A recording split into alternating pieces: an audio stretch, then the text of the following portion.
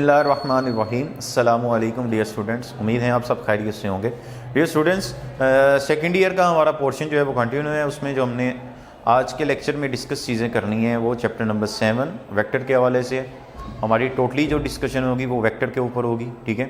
और अपकमिंग जो हमारा टेस्ट है, जो हमारा मंडे को टेस्ट होगा, उसका जो सिलेबस है, सिलेबस बच्चों आपके पास है एक्सरसाइज 7.1 से एक्सरसाइज 7.3, ठीक है। इसमें जो भी आपके पास शॉर्ट क्वेश्चन हैं, लॉन्ग क्वेश्चन हैं, उस पर हम डिस्कशन करेंगे कि कौन कौन से आपके पास जो क्वेश्चन हैं वो शॉर्ट बनते हैं, कौन कौन से जो क्वेश्चन हैं वो आपके पास लॉन्ग क्वेश्चन हैं, उन पे हमारी डिस्कशन होगी। सेकेंडली कुछ थ्योरेटिकली हम देखेंगे कि वेक्टर क्या होता है, स्केलर क्वांटिटी क्या होती हैं, इसके अलावा मैग्नीट्यूड, नॉर्म, लेंथ क्या होती है आपके पास, और टाइप्स ऑफ वेक्टर्स। उसके बाद हम एक्सरसाइज पे थोड़ी सी डिस्कशन करेंगे, ठीक है। तो सबसे पहले वेक्टर क्वांटिटी क्या होती है? ऐसी क्वांटिटी जिसको एक्सप्रेस करने के लिए, रिप्रेजेंट करने के लिए हमें मैग्नीट्यूड प्लस डायरेक्शन दोनों की ज़रूरत होती है, ठीक है। ऐसी क्वांटिटी बेसिकली आपके पास क्या कहलाती है? वेक्टर क्वांटिटी कहलाती है, ठीक है। और मैग्नीट्यूड आपके पास क्या है? मैग्नीट्यूड आपके पास बच्चों दो चीज़ों पर मुश्तमिल होती है। एक आपके पास न्यूमेरिक वैल्यू और दूसरी आपके पास डायरेक्शन, यूनिट। न्यूमेरिक वैल्यू आपके पास लेट्स सपोज में 1 2 3 4, ये आपके पास एक न्यूमेरिक वैल्यू। यूनिट इस तरह हमें पता है टाइम का यूनिट क्या है? सेकंड। डिस्टेंस का यूनिट क्या है? मीटर, ठीक है। तो आपके पास जिस तरह किलोमीटर है तो ये आपके पास क्या है? यूनिट है। तो ये आपके पास मैग्नीट्यूड, इस तरह हम कह देते हैं 5 किलोमीटर। तो ये बेसिकली आपके पास क्या है? न्यूमेरिक वैल्यू है। ये आपके पास यूनिट है।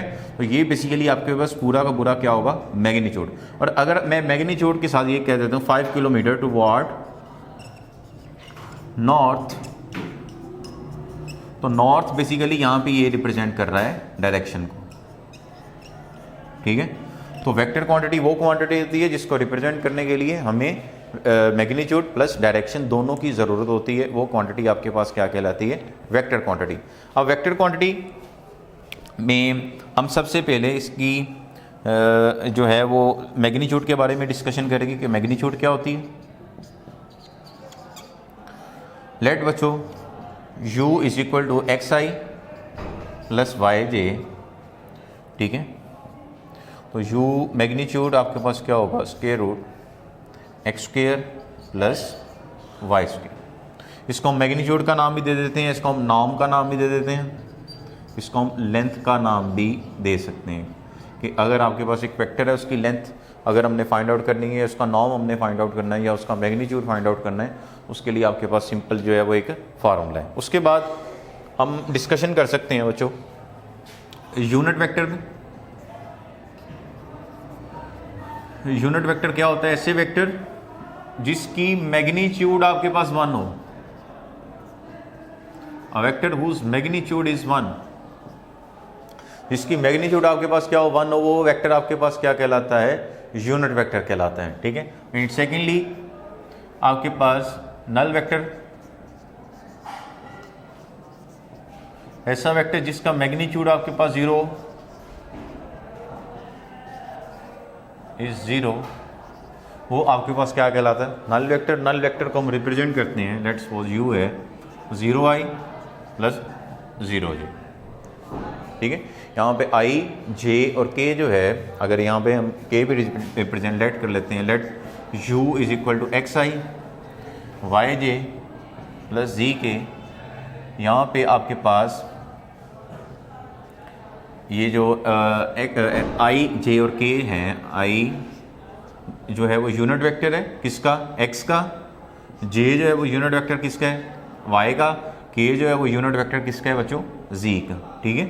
तो यहाँ पे i, j, k जो है वो यहाँ पे यूनिट वेक्टर को जो है वो रिप्रेजेंट कर रहे हैं, ठीक है। उसके बाद थोड़ी सी एक्सरसाइज पे अगर हम आए, एक्सरसाइज पे हम थोड़ी सी डिस्कशन करें 7.1 पे, तो उसमें आपके पास 2 पॉइंट्स दिए होते हैं। लेट्स सपोज p आपके पास है 1 2 एंड q जो है वो आपके पास है 3 4, ठीक है। वो कहते हैं कि find the value of P Q. तो पी क्यू आपके पास होता है O Q minus O P, यानी जो बाद में उसको पहले, जो पहले है उसको बाद में।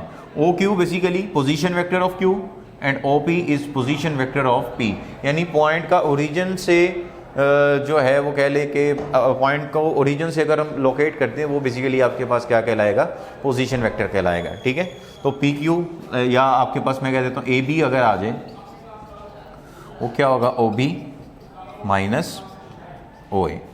अगर मैं कहता हूँ सी डी आ जाए वो क्या होगा, ओ डी माइनस ओ सी।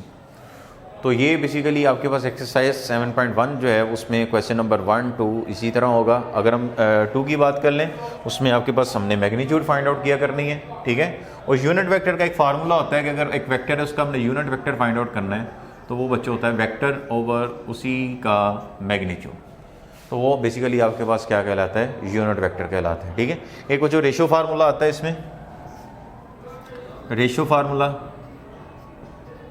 ठीक है, रेशो फार्मूला आपके पास क्या है कि R is equal to Q A plus P B over P plus Q.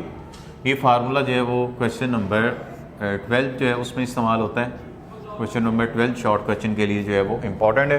बच्चों एक्सरसाइज 7.1 में अगर हम शॉर्ट क्वेश्चन की बात कर लें तो क्वेश्चन नंबर 1 से लेके क्वेश्चन नंबर 12 तक ये आपके शॉर्ट क्वेश्चन हैं, और क्वेश्चन नंबर 13 और 14 ये दोनों आपके लॉन्ग क्वेश्चन हैं। ठीक है, अगर इस एक्सरसाइज में से लॉन्ग क्वेश्चन पिक करता है तो आपके पास क्या होगा, 13 और 14 दोनों में से एक आ सकता है आपको। ठीक है, एक्सरसाइज 7.2 उसमें आपके पास क्वेश्चन नंबर 1, 2 जो है वो सिंपल है, और थर्डली बात आ जाती है वहाँ पे डायरेक्शन एंगल्स की। डायरेक्शन एंगल्स क्या होते हैं आपके पास, ठीक है बच्चों, वो एंगल लेट्स सपोज ये आपके पास y एक्सिस है, ये आपके पास z एक्सिस है, ये x एक्सिस है। अगर यहाँ पे एक पॉइंट है आपके पास P, ये O, तो कोई भी एक्सिस पोजीशन वेक्टर के साथ जो एंगल बनाएगा वो एंगल क्या होगा आपके पास, डायरेक्शन एंगल कहलाएगा। x एक्सिस पोजीशन वेक्टर के साथ एंगल बनाएगा वो अल्फा है, y एक्सिस पोजीशन वेक्टर के साथ अगर कोई एंगल बनाता है वो बीटा है, z एक्सिस अगर पोजीशन वेक्टर के साथ कोई एंगल बनाता है तो वो क्या है, गैमा। अब अल्फा बीटा गैमा ये एंगल्स जो हैं वो आपके पास क्या हैं, डायरेक्शन एंगल्स। ठीक है, तो यहाँ पे एक फार्मूला जो है वो आता है डायरेक्शन ऑफ कोसाइन। तो बच्चों यहाँ पे direction of cosine, direction of cosine आपके पास क्या होंगे, cos alpha is equal to x over v का magnitude, cos beta y over v का magnitude, and cos gamma z over v का मैग्नीट्यूड। तो ये डायरेक्शन ऑफ कोसाइन जो है वो हम इस तरह फाइंड आउट कर सकते हैं। ठीक है, इसके बाद अगर हमने ये प्रूव करना है कि आपके पास कोई भी एंगल्स, 3 एंगल्स जो हैं वो डायरेक्शन ऑफ कोसाइन हैं या नहीं है, उसके लिए आपके पास बच्चों एक रिलेशन होता है। अगर हम उस रिलेशन को अपने माइंड में रख लें और ये देख लें, अगर वो रिलेशन सेटिस्फाई होता है तो हम ये कह सकते हैं कि अल्फा बीटा और गैमा तीनों डायरेक्शन ऑफ कोसाइन है। अगर वो रिलेशन सेटिस्फाई नहीं होता तो इट्स मीन वो तीनों एंगल्स हैं वो आपके पास डायरेक्शन ऑफ कोसाइन नहीं है।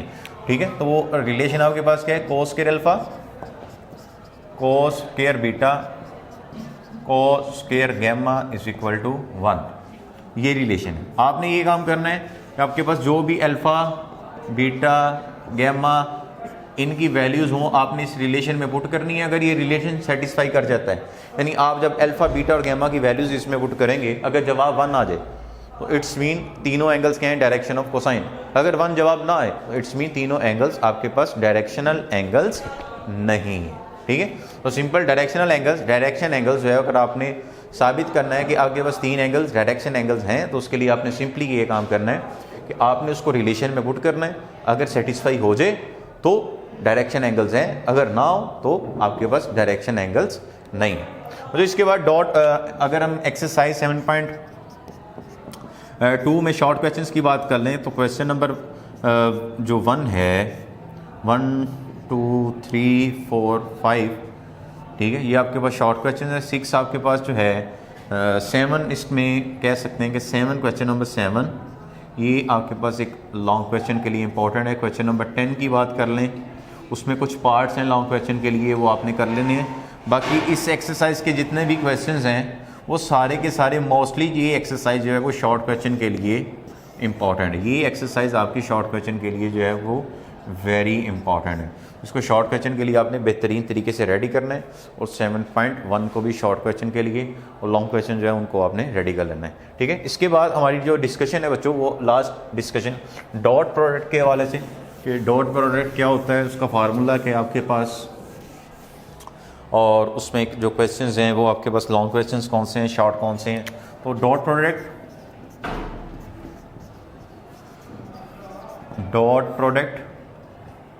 Let's suppose u dot v, तो ये इक्वल होगा u का मैग्नीट्यूड v का magnitude cos theta, where theta is the angle between u and v। तो ये फार्मूला है आपके पास। अगर आपने दो वेक्टर्स उसका डॉट प्रोडक्ट फाइंड आउट करना है, अब हम ये कैसे आइडेंटिफाई कर सकते हैं कि आपका डॉट प्रोडक्ट जो है वो मैक्सिमम कब होगा, मिनिमम कब होगा। बच्चों अगर दो वेक्टर्स हैं आपके पास, उनके बिटवीन अगर एंगल जो है वो 90 का है, अगर बच्चों एंगल 90 का है तो हम कोस की जगह थीटा की जगह 90 पुट करेंगे। कोस 90 क्या होता है बच्चों, 0 इनसे मल्टीप्लाई होगा तो वो ये चीज़ भी क्या हो जाएगी, 0। तो हम ये कह सकते हैं कि when theta is equal to 90 then u dot v is equal to 0। हम ये कह सकते हैं कि if u and v are perpendicular then आपके पास u डॉट v क्या होगा आपके पास, 0।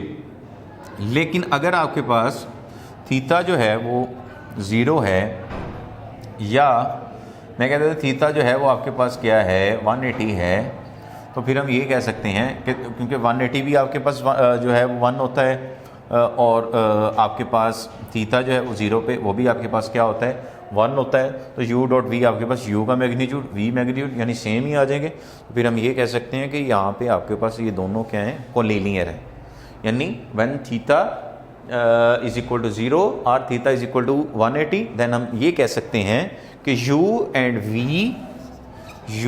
And v are collinear, it's mean वो एक ही लाइन पे क्या है, मौजूद है। ठीक है, यहाँ से बच्चों अगर हम cos थीटा की वैल्यू फाइंड आउट करते हैं वो क्या होगा, u dot v over u का मैग्नीट्यूड v का मैग्नीट्यूड। तो ये अगर हमने दो वेक्टर्स के between angle of cosine find out करना है तो हम ये फार्मूला अप्लाई करके इजीली फाइंड आउट कर सकते हैं। ठीक है, अभी हमने बात की कि अगर एंगल 0 हो, इट्स मीन दोनों वेक्टर सेम है, यानी i डॉट i वो आपके पास क्या होगा 1, j डॉट j वो आपके पास क्या होगा 1, k डॉट k वो आपके पास क्या होगा 1। यानी अगर उनके बिटवीन एंगल जो है वो 0 है तो हम ये कह सकते हैं उन दोनों का डॉट आपके पास क्या होगा 1। हाँ, अगर डिफरेंट है, अगर इलावा आ रहा है, यानी i डॉट j कह लेता हूँ, तो वो आपके पास क्या होगा 0।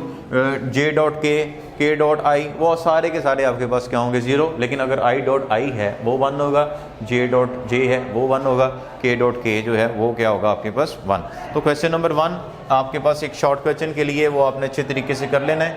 इसके बाद आखिरी डेफिनेशन हमारी प्रोजेक्शन के हवाले से, ये क्या होती है उसको हम डिस्कस करते हैं।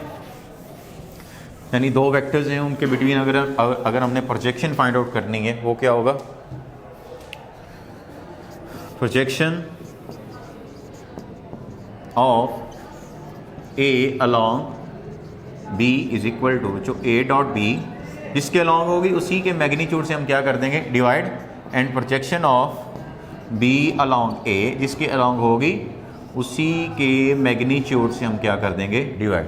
तो प्रोजेक्शन के हवाले से आपने ये दो फार्मूले अपने माइंड में रखने हैं। ठीक है, तो सिंपली ये याद रखना है कि अगर दो वेक्टर्स परपेंडिकुलर हैं इसका डॉट क्या होगा 0। प्रोजेक्शन के ये फार्मूले, डायरेक्शन ऑफ कोसाइन हमने फाइंड आउट करना है, तो इससे पहले हमने वो फार्मूले जो हैं वो डिस्कस कर लिए हैं। वो जो इसके क्वेश्चन नंबर 1 से लेके क्वेश्चन 6 तक शॉर्ट क्वेश्चन है, क्वेश्चन नंबर 7 से लेके क्वेश्चन नंबर 12 तक वेरी इंपॉर्टेंट लॉन्ग क्वेश्चंस हैं। इसको आपने लाजमी करना है, इसकी प्रैक्टिस आपने लाजमी करनी है, ये बड़े इंपॉर्टेंट लॉन्ग क्वेश्चंस हैं। ठीक है, तो ये हमारी आज की ओवरऑल डिस्कशन थी। इसको आपने अच्छे तरीके से सुनना है, समझना है, क्वेश्चंस की बच्चों प्रैक्टिस करनी है। प्रैक्टिस होगी देन ही हमारा जो पेपर है वो बेहतरीन तरीके से होगा। अगर आपका कोई क्वेश्चन है, किसी चीज़ की समझ नहीं आई तो आप मुझसे पूछ सकते हैं। अपना ख्याल रखिएगा। अल्लाह हाफिज़।